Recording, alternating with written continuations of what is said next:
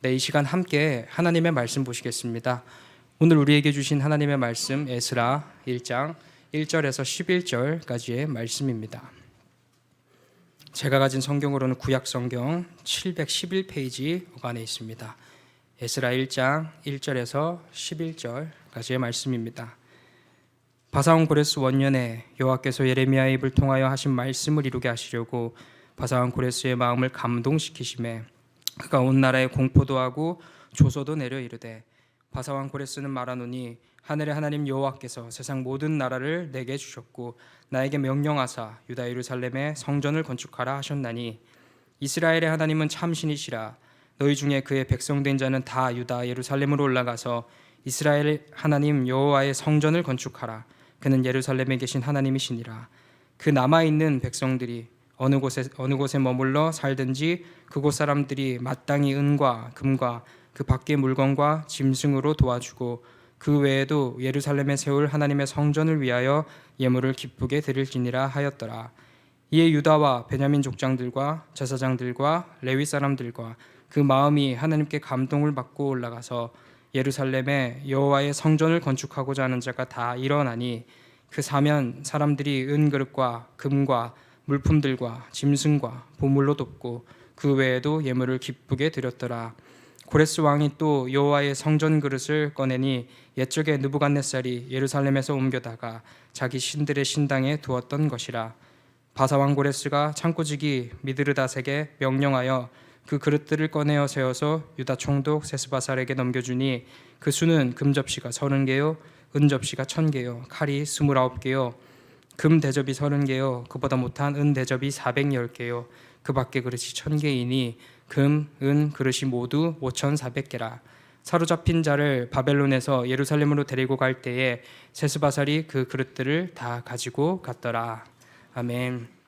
한 5년 전에 있었던 사건입니다. 방배동의 한 초등학교에 한 남성이 이제 무단 침입해가지고 한 아이를 인질로 삼고서 인질극을 벌였던 적이 있었습니다. 내가 억울한 게 있다. 기자를 불러달라 하면서 이 아이를 이제 위협하면서 주변을 공포 분위기로 몰아넣었던 적이 있었습니다. 물론 1시간 정도 지나고 나서 이 모든 일들이 이제 해결이 되었죠. 경찰에 붙잡힌 이 남성이 조사를 받는 가운데 그 이유를 물었습니다. 왜 이러한 일들을 행했느냐라고 했을 때 이 남성이 그 조사를 받는 과정 속에서 이렇게 고백을 했습니다. 내가 지금 국가 유공자로서 이 유공자 신청을 했는데 그게 받아들여지지 않았다. 그런데 너무나 마음이 불쾌한 그 상태에서 마음속에서 스스로 무장하라. 스스로 무장하라. 그리고 학교에 들어가서 학생들을 인질로 잡고서 세상과 투쟁하라. 뭐 이러한 음성이 계속해서 들렸었다고 합니다. 그리고 그 들려진 음성에 따라서 이러한 행동을 했다.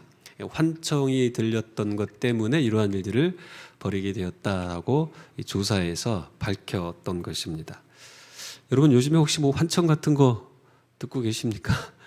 요즘에 제 주변에 보면 예전에는 별로 없었는데 이명 증세 때문에 또 힘들어하는 분들이 있어요. 소리가 나고 중심을 못 잡고 어지럽고 하는 이러한 분들.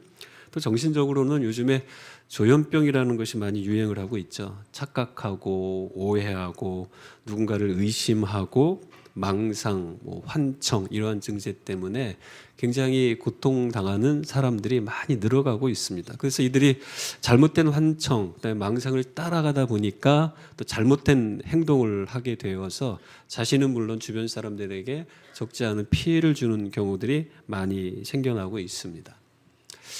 우리는 일상을 살아가다 보면 어떠한 그 자극을 많이 받습니다. 음성을 듣기도 하고 누군가의 음성 혹은 내 내면의 소리 이런 것들이 들려질 때 그것이 정말 나를 바른 길로 인도하는 것들인지 이것들을 굉장히 깊이 있게 좀 고민해 보아야 될 필요가 있는 것이죠. 내면에 들려지는 그 음성 혹은 내가 느끼는 그러한 감정들 이러한 부분에 대하여서 우리는 잘 분별하고 그것이 옳은 것들인지를 우리가 생각해 보아야 할 필요가 있는 것입니다. 마음의 울림이나 감동을 잘못 분별하면 우리는 그 피해를 개인이 직접적으로 또 주변 공동체에게 끼칠 수밖에 없기 때문이죠. 오늘 우리가 읽었었던 말씀을 잘 보게 되면 하나님이 사람들을 감동시켰다라는 그 이야기가 등장합니다.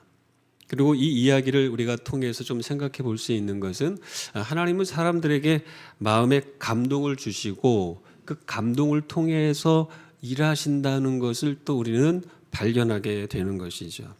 하나님께서 그러면 왜 감동을 주실까?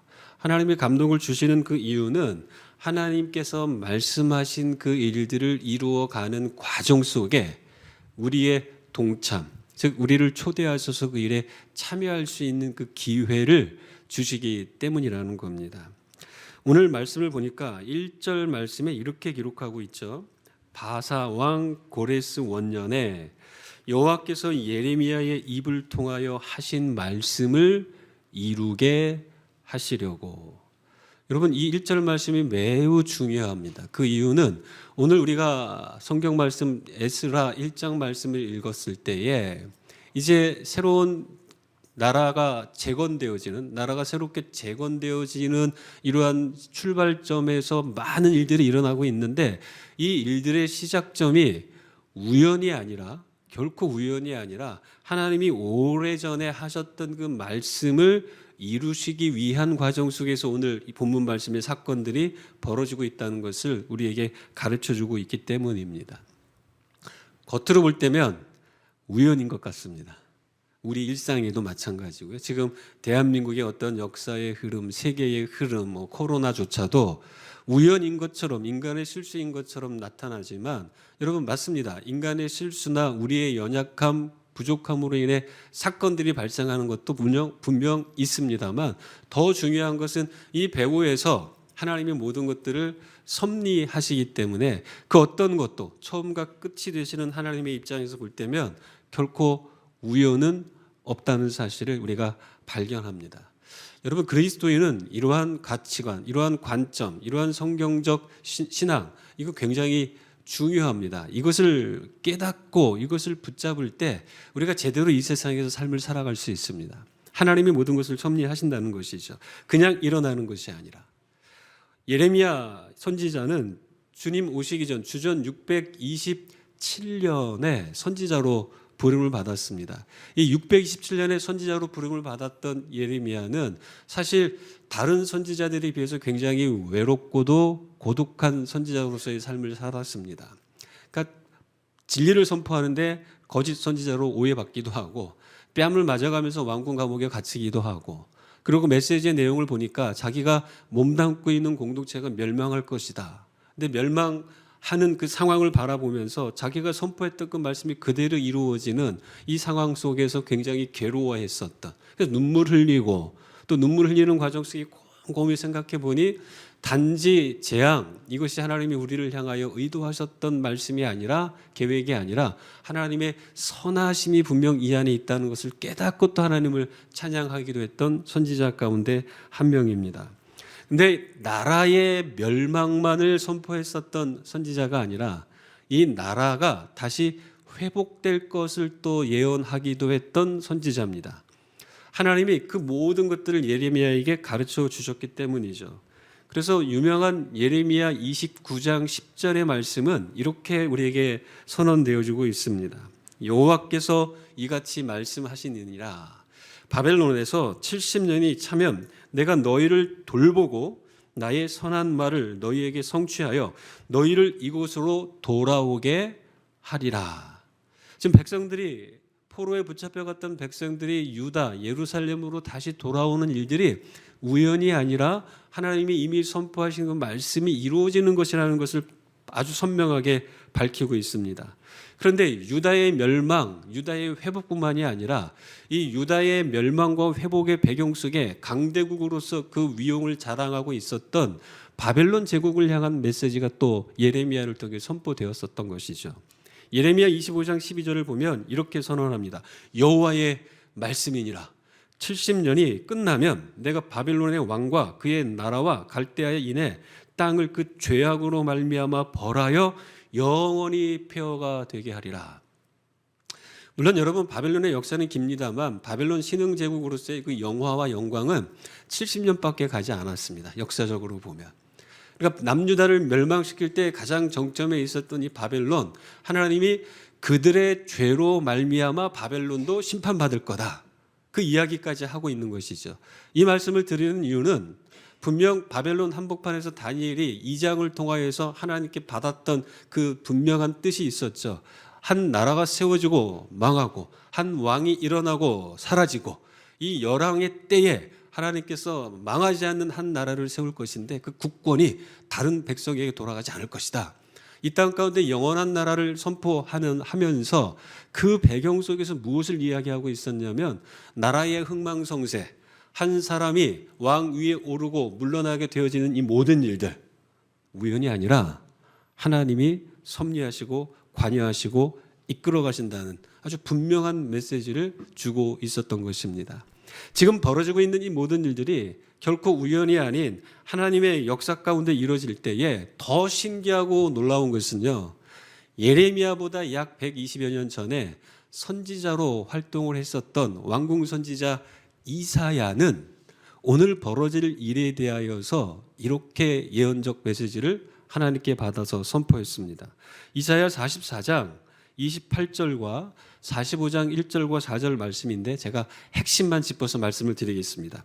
44장 28절부터 쭉 보면 고레스에 대하여 이르기를 내 목자라. 여러분 지금 오늘 본문에 등장하는 페르시아 신흥 제국의 초대 제왕으로 오르고 있는 고레스에 대하여 하나님은 이사야를 통해 선포하셨습니다. 내 목자야. 여러분 실제 이 사건 고레스가 왕권을 쥐고 등장하기 약 200여 년 전에 하나님은 이 말씀을 하셨던 겁니다. 그리고 45장 1절에 여호와께서 그의 기름 부음을 받은 고레스에게 이같이 말씀하시되, 여러분 고레스는 선택받았고 기름 부음 받은 자로서 이때의 일들을 위해 쓰임 받기로 하나님이 예정하셨다는 것을 밝히고 있는 것입니다. 그러더니 45장 4절에는 이렇게까지 말씀을 합니다. 너를 지명하여 불렀다니 너는 나를 알지 못하였을지라도 나는 네게 칭호를 주었다. 고레스는 하나님을 알지 못했다 할지라도 너에게 왕이 될 수 있게 허락하신 것은 하나님이시라는 사실을 아주 분명하게 밝히고 있는 겁니다. 실존 인물이 이 세상에 태어나기 전부터 하나님은 이 이야기를 하고 계셨던 것입니다. 여러분 이미 이 사건이 일어나기 전 200여 년 전에 하나님은 이것을 바라보며 한 사람을 선택하셨습니다. 이미 이 사건이 일어나기 전에 하나님은 또 한 사람 예레미야를 통하여 이 일에 대하여 예언을 하셨다면 여러분 우리가 깊이 고민하고 붙잡아야 할 가장 중요한 사실 한 가지는 세상에는 우연이 없고 하나님은 반드시 하나님의 뜻과 계획 속에 이 세상을 섭리하며 운행하신다는 것을 우리가 알게 된다는 것입니다. 그러면 오늘 이 본문 말씀을 통해서 우리가 붙잡고 깨달아야 할 중요한 교훈이 있다면 그것이 무엇일까? 첫 번째로는요, 하나님은 모든 것을 섭리하신다는 겁니다. 우리는 이게 너무 익숙하기 때문에 그냥 자연적으로 믿어지지만 때로는 개인적 상황 속에서 내게 어려움이 다가오고 고난이 다가오고 내가 원하지 않는 상황이 펼쳐질 때면 이것을 잊어버릴 때가 너무 많아요.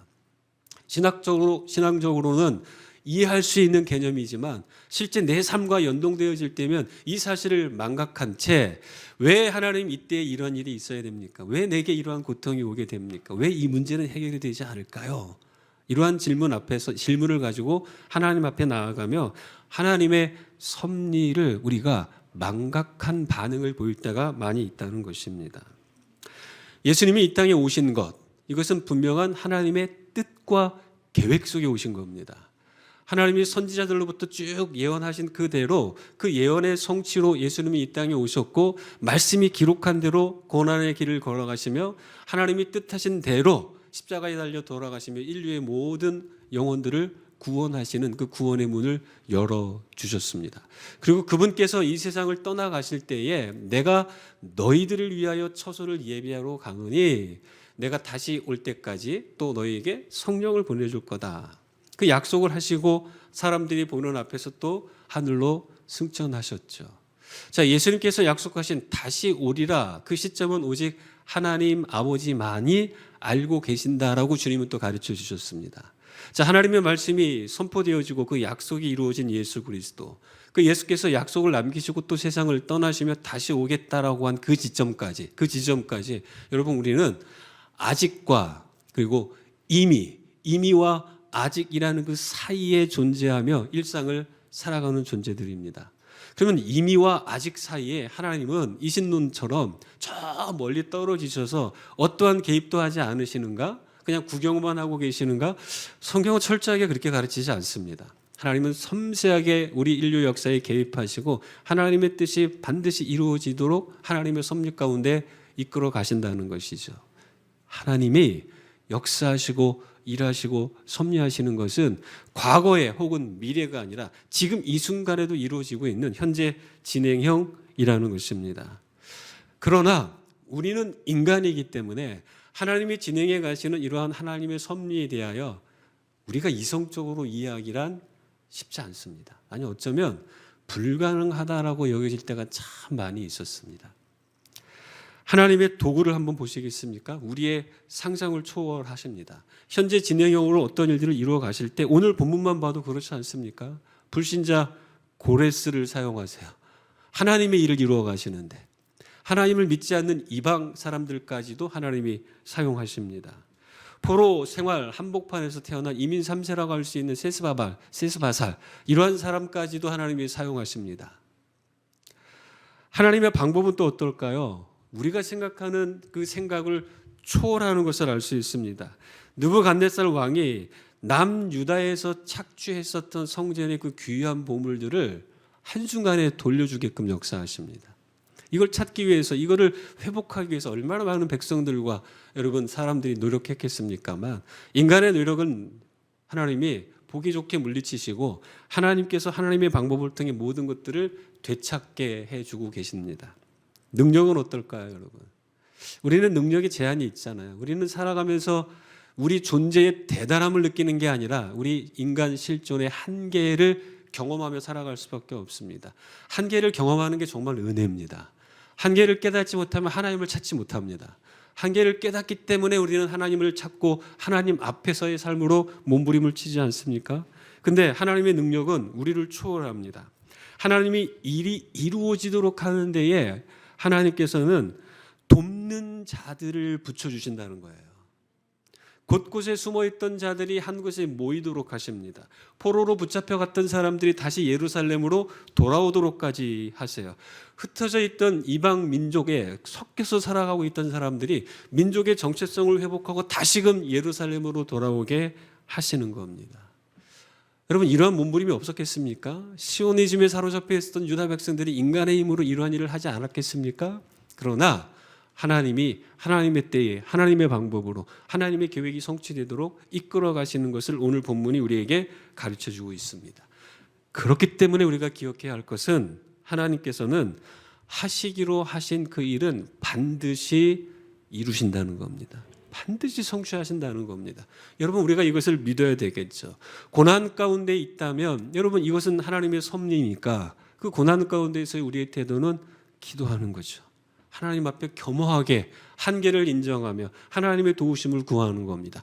기쁘고 감사해야 할 일들이 있습니까? 그러면 하나님의 섭리죠. 그 기쁨과 감사의 제목을 허락하신 하나님을 찬양하는 겁니다. 이것이 하나님의 섭리를 인정하는 우리의 삶의 태도일 뿐만 아니라 하나님이 하시기로 하신 일을 반드시 이루신다라고 하는 것에 대한 믿음의 태도라는 것입니다. 민수기 23장 19절에서 분명히 이렇게 선언하시죠. 물론 발람 선지자의 이야기이기도 합니다. 하나님은 인생이 아니시니 시건치 않으시고 인자가 아니시니 후회가 없으시도다. 자, 같이 한번 읽겠습니다. 어찌 그 말씀하신 바를 행치 않으시며 하신 말씀을 실행치 않으시랴.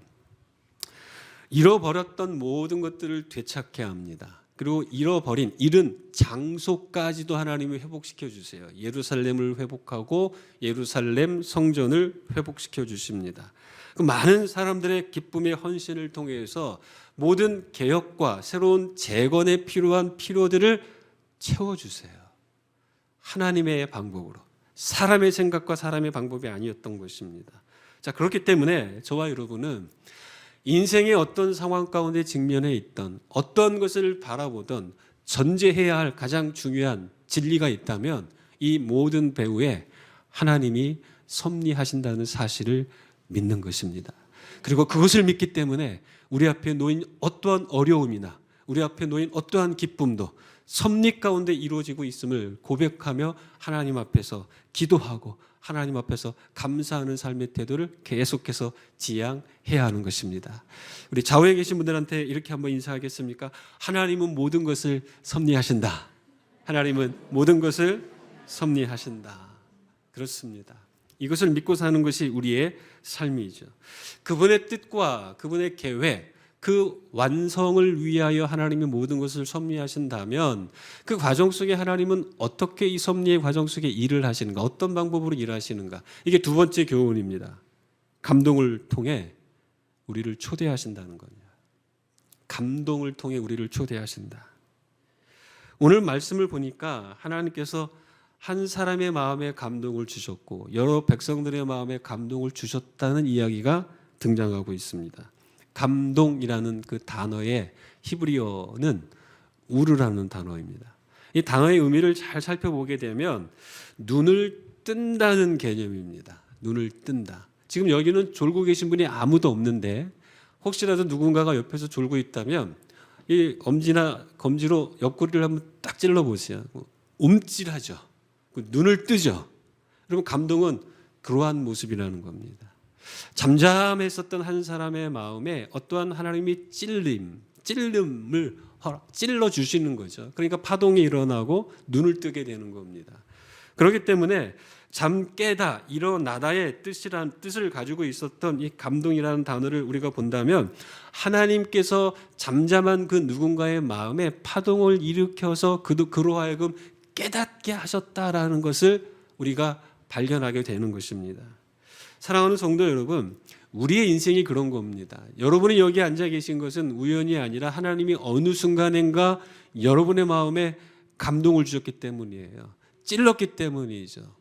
다른 방향으로 가고 있을 때 찔림을 당하고 다른 생각하고 있었을 때 찔림을 당하고 멍하고 있었을 때 찔러 주셔서 정신 차리게 하고 바른 삶의 방향과 목적을 회복하도록 하나님이 은혜를 주셨기 때문에 우리가 이 자리에 앉아 있는 것입니다. 우리는 하나님의 감동을 따라 살아가는 사람, 감동을 입었기 때문에 오늘 이 자리에 앉아서 예배드리고 하나님을 예배하는 참 그리스도인으로 삶을 살고 있는 것이죠. 그런데 문제가 있는 것입니다. 감동을 따라 살아야 할 우리가 하나님께서 주시는 감동을 따르는 게 아니라 그냥 내 안에서 드러나고 있는 감정 혹은 내 기분, 내 느낌을 따라 산다는 것이 문제입니다. 우리가 하나님의 감동을 따르지 않고 내 감정과 내 기분과 내 느낌을 따라 살아간다면 아까 조현병 환자들이 벌이고 있었던 그러한 일들이 멀쩡함에도 불구하고 우리 일상 가운데 많이 벌어질 수밖에 없는 것입니다. 우리는 감정에 충실한 자로 부름을 받은 게 아니라 하나님의 감동에 충실하게 반응하도록 부름받은 하나님의 백성들이라는 것이죠. 세상이 매우 혼란스러워져 가고 있습니다. 정말 아이러니한 것은 전문가들은 더 많아지고 더 교육적 수준은 높아지고 더 삶의 환경, 넉넉함이 보장되고 있음에도 불구하고 왜 세상은 더 혼란스러워질 수밖에 없을까요? 그 혼란스러운 세상 한복판에 이 혼란함을 잠재우도록 하나님께서 하나님 나라 대사관으로 세운 우리 교회 공동체조차도 간혹 혼란스러운 이 상황에 직면할 때가 많이 있습니다. 저는 그 원인을 여기에서 찾습니다. 하나님의 감동을 따라가는 우리가 아니라 내 기분과 내 감정이 중심이 되어 하나님의 감동을 향한 충실함이 아니라 내 생각, 내 느낌, 내 감정에 너무나도 지극히 충성스러운 삶을 살고 있기 때문에 혼란스러워진 세상이 되어져 가고 있다는 것이죠. 세상의 메시지는 이런 것 아닙니까? 네 생각이 답이야. 너의 생각대로 해. 생각대로 뭐 이런 거 있잖아요. 예전에 나왔던 거. 개인적으로 별로는 안 좋아합니다. 그 기업을 안 좋아한다는 게 아니라 그 광고의 카피라이트를 그렇게 좋아하지 않습니다. 여러분, 내 생각이 정답이라면 여러분, 내 정답이 맞는지, 내 생각이 답인지 맞춰보아야 할 기준이 있어야 되지 않겠습니까? 근데 그 기준을 다 생략해 버렸어요. 절대 기준, 진리를 배척해 버립니다. 그리고 나서 내 생각이 답이라고 이야기하니 사사시대와 같은 그러한 상황이 벌어지고 있는 것 아닙니까? 자기의 소견에 옳은 대로 행하는. 여러분, 신앙인은 주의해야 하는 것입니다. 내 마음속에 어떤 느낌과 감정이 일어날 수 있지만 이게 정답이 아닙니다. 이것을 하나님의 감동, 성경은 분명히 말하죠. 성경은 하나님의 감동으로 쓰여졌다. 디모데후서 3장이 말하고 있는 것처럼 하나님의 말씀, 하나님의 감동에 내 감정과 기분을 맞추어 보고 조율해 보면서 내가 틀렸음을 인정하고 내가 정답이 아니라는 사실 앞에서 하나님의 감동을 따라가는 삶을 살아야 하는데 여전히 우리의 생각의 중심은 나라는 거죠.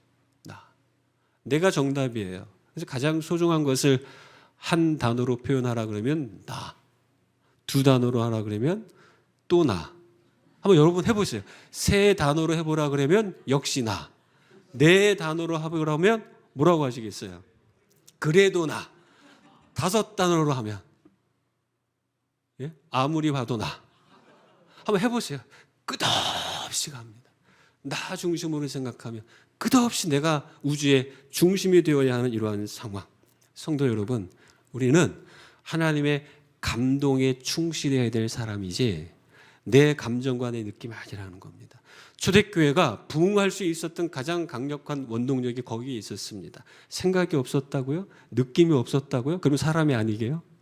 감정과 생각과 기분과 느낌이 있었지만 그 모든 것들을 성령의 이끄심을 향하여 맞추어 드렸다, 내어 드렸기 때문에 초대교회는 강력한 교회, 복음의 영향력이 흘러가는 멋진 공동체가 되었던 것입니다. 하나님의 감동하심을 여러분들이 잘 따라가는 멋진 성도들이 되어졌으면 좋겠습니다. 하나님이 여러분을 감동을 통해서 초대하시기 때문에 그렇습니다. 자, 옆에 분들에게 또 이렇게 인사하고 있습니까? 하나님의 감동에 바르게 반응합시다. 바르게 반응합시다. 왜냐하면 하나님은 감동을 통해서 우리를 초대하시기 때문입니다. 자, 그렇다면 여기서 끝날까요?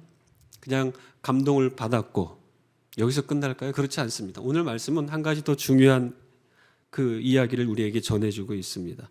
하나님이 감동을 통해 우리에게 초대하시기 때문에, 우리를 초대하시기 때문에 우리는 받은 감동대로 행동하고 순종해야 합니다. 받은 감동대로 행동하고 순종해야 한다. 오늘 설교 제목이 그거죠. 받은 감동. 감동을 잘 감당하는 삶을 삽시다.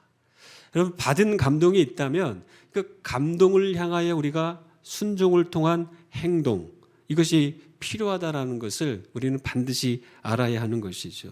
감동을 잘 감당해야 하는데 오늘 1절 말씀을 제가 한번 다시 읽겠습니다. 바사왕 고레스 원년에 여호와께서 예레미야의 입을 통하여 하신 말씀을 이루게 하시려고 바사왕 고레스 마음을 감동시키심에, 자, 그 다음에 말씀을 주목해 보십시오. 그가 온 나라에 공포도 하고 조소도 내려 이르되. 감동 주신 대로 무엇을 하고 있어요? 행동하는 것입니다. 감동 주신 대로. 여러분, 이방인조차도 하나님을 믿지 않던 왕도 이러한 모습으로 반응을 하고 있습니다. 5절 말씀을 한번 볼까요? 5절 말씀 한번 같이 읽겠습니다. 자, 시작. 이에 유다와 그 마음이 하나님께 감동을 받고 올라가서 예루살렘의 여호와의 성전을 건축하고자 하는 자가 다 일어나니. 한마디로 감동받은 자들이 그냥 감동만 받고 가만히 있었다는 것이 아니라 다 예루살렘으로 올라갔습니다. 그리고 다 일어났어요. 무엇을 위해서요? 하나님이 감동 주신 성전을 재건하라는 그 감동에 순종하는 실제의 행동으로 그들이 옮겼다는 것이죠. 사랑하는 성도 여러분, 우리의 역할입니다. 하나님이 그냥 초대장을 남발하시면서 약간의 감동을 주시는 것, 거기서 멈추시기 위하여 이런 일을 하신 것이 아니라 받은 감동을 통해 실제로 행동하고 하나님의 역사의 구경꾼이 아닌 배우로서 그 일들을 감당하도록 초대하셨다는 것이죠. 성도 여러분, 하나님은 단지 마음의 감동을 받은 사람들의 그 느낌을 기뻐하시는 분이 아닙니다. 우리의 느낌을 기뻐 받으시는 것이 아니라 우리의 순종과 헌신을 기뻐하세요. 로마서 12장 1절은 말하고 있지 않습니까?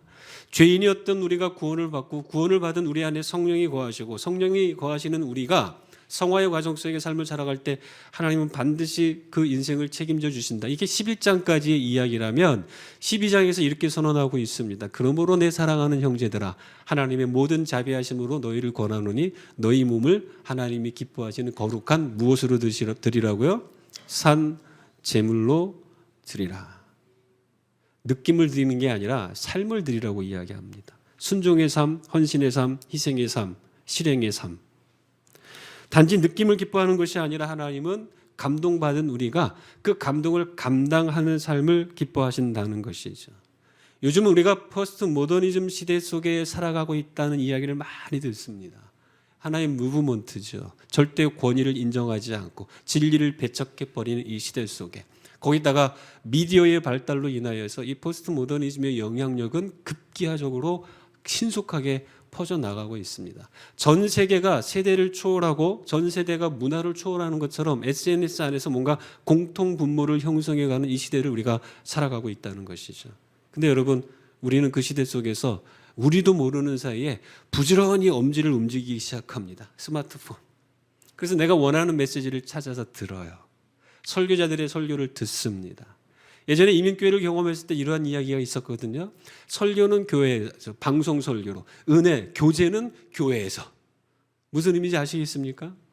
공동체의 의미가 굉장히 퇴색되었던 이민교회 현실을 한때 목격했던 적이 있었어요. 담임 목사님의 본인이 섬기는 교회에서는 말씀을 통해 은혜를 못 받아요. 그러니까 멀리 라디오에서 들려오는 멀리 보이는 큰 교회의 목사님들의 말씀을 통해 은혜는 받습니다. 그러니까 외로우니까 교회는 나와요. 그래 거기서 교제를 합니다. 근데 이것이 확장판이라고 할 수 있는 오늘날의 이 시대는요, 내가 원하는 시간대에 원하는 사람들의 메시지들을 다 듣습니다. 원하는 강의들을 다 들어요. 그리고 우리는 이러한 느낌을 받죠. 설교 잘한다. 메시지 좋은데, 강의 잘하시는데, 그것으로 끝입니다. 약간의 감동, 약간의 느낌, 약간의 감정이입이 생깁니다만 그것으로 끝나요. 많은 기독교 신앙의 정보와 지식과 진리의 그 가르침이 인풋을 통해 들어오지만 그 들어온 것들을 통해서 약간의 느낌만 있을 뿐입니다. 그리고 반대로 정보와 지식은 많아지기 시작합니다. 그런데 무엇이 없어요? 감당하지 않는 겁니다. 희생하지 않고 헌신하지 않고 순종하지 않는. 여러분, 이러한 문제가 있기 때문에 공동체는 혼란스럽고 사회는 혼란스러울 수밖에 없는 것입니다. 하나님이 당신의 뜻과 계획의 성취를 위하여 섭리하시고 우리에게 감동을 통하여 초대하시는 그 이유는 단지 느낌이 아니라 참여함으로 그 역사의 현장 속에서 쓰임받는 그 기회를 주시기 위함이라는 것입니다. 사랑하는 원흥 성광 침례교회 성도 여러분, 이러한 초대장을 여러분이 받으셨다는 생각 들지 않습니까? 2년 전에 이곳에 세운 이 공동체가 짧은 시간 동안에 굉장히 성장하고 든든히 세워져 갈 수 있는 그 일은 하나님이 여러분 각자의 마음속에 이러한 감동을 주셨고 여러분이 부족하지만 그래도 그 감동을 따라 감당하는 희생과 헌신이 있었기 때문에 가능한 것 아니겠습니까? 앞으로도 마찬가지라는 겁니다. 앞으로도 하나님께서 여러분에게 어떠한 감동과 어떤 은혜를 주실지 우리는 예측할 수 없지만 주시는 그 감동 붙잡고 그것을 부족하지만 감당하기 위하여 내 자신을 내어드릴 때 하나님은 우리가 오늘 본문 속에서 목격하는 것처럼 우리의 능력과 우리의 상황과 우리의 모든 것들을 초월하여 역사하심으로 말미암아 하나님의 뜻과 섭리가 여러분을 통해 이루어지도록 역사하실 거라는 것입니다. 사랑하는 성도 여러분, 우리를 구경꾼, 관객으로 부르시는 분은 아닙니다. 누가요? 하나님이. 그 하나님이 작가가 되셔서 써가시는 그 멋진 드라마 그 중심 속에 여러분 주연이 되었던 조연이 되었던 참여해서 하나님의 멋진 그 작가로서의 탁월성이 현장 속에서 이루어지도록 하기 위하여 우리를 부르셨다면 우리의 반응은 당연히 하나님 앞에 우리 자신을 내어 드리는 겁니다. 각자에게 다양한 감동과 어떤 깨달음을 주실 때마다 그것에 정직하게 반응하고 나의 연약함을 내어드리며 하나님께서 나를 사용하시도록 한다면 우리는 하나님의 걸작품으로서 하나님의 일을 위해 멋지게 쓰임받는 하나님의 백성이 되는 것이죠. 성도 여러분, 우리 주변의 일상의 여러 가지 이야기들을 하나하나 살펴보다 보면 이러한 하나님의 감동의 부족함에도 불구하고 자기 자신을 기꺼이 내어드렸기 때문에 하나님이 그 사람을 통해 사회와 교회에 하나님의 역사 가운데 많이 사용하신 흔적들을 여러 사람을 통해 발견하게 됩니다. 느헤미야, 여러분 에스라 다음으로 이제 백성들을 이끌고 예루살렘에 오는 느헤미야와 같은 사람, 여러분 예루살렘 소식을 듣고 주저앉습니다. 탄식하고 금식하고 기도하며 눈물을 흘리며 하나님 앞에 엎드렸을 때 하나님이 그의 마음에 감동을 주시잖아요. 그 감동에 순종합니다. 그래서 백성들을 이끌고 예루살렘에 돌아와서 성벽을 재건합니다. 우리 근대사에서 여러분 윌리엄 부스와 같은 사람, 영국의 빈민가를 거닐면서 너무나도 그들의 처절한 삶을 목격하고 안타까워하며 하나님 앞에 그 마음을 내어드렸더니 하나님은 그 마음에 감동을 주심과 동시에 그로 하여금 순종하는 그 자리로 나아가게 역사하셨어요. 감동에 순종한 윌리엄 부스를 통하여 구세군이라고 하는 멋진 하나님의 구호기관이 만들어지게 된 겁니다. 밥 피어스와 같은 이 목사님, 거리에서 죽어가고 있는 수많은 어린 생명들을 보고 마음에 부담과 감동이 밀려올 때 그것을 느끼는 것으로 멈추지 않았습니다. 기꺼이 자기 자신을 내어드렸더니 그것이 결국 월드비전이라고 하는 아름답고 귀한 공동체를 만들고 구호기관을 만들고 지금도 영향력 있게 아프리카의 여러 지역의 어린 아이들의 생명을 구해내고 있는 것입니다. 에버렛 스왓슨 목사님이라고요. 6.25 전쟁 때 한국에 오셨어요. 고아들을 봅니다.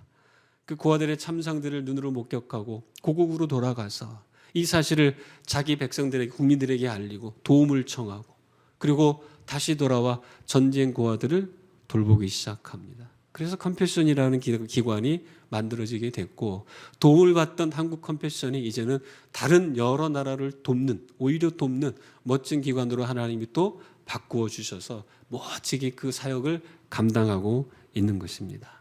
성도 여러분, 지금 여러분에겐 어떠한 감동이 있습니까?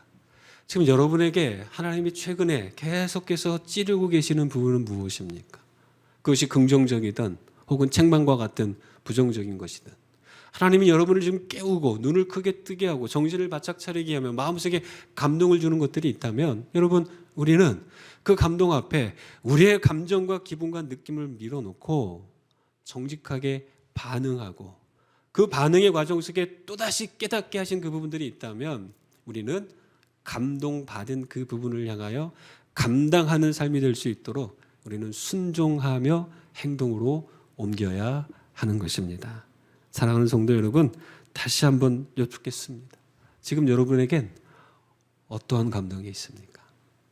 잘 고민하시고 기도하시며 하나님이 주신 감동을 잘 감당하는 우리 원흥 성광교회, 원흥 성광 침례교회 성도 여러분 되시기를 주님의 이름으로 축원합니다.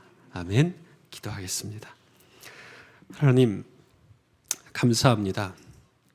우리를 고아와 같이 내버려 두지 않으시고 하나님의 뜻과 그 계획의 성취, 하나님의 섭리 가운데 우리를 초대해 주시고 우리에게 감동 주시고 그 감동 따라 하나님의 역사의 현장에 참여할 수 있는 특권을 허락하신 것 감사합니다. 하나님의 허락하신 그 감동 잘 감당하는 우리 모두가 되도록 역사하여 주옵소서. 예수님의 이름으로 기도하였습니다. 아멘.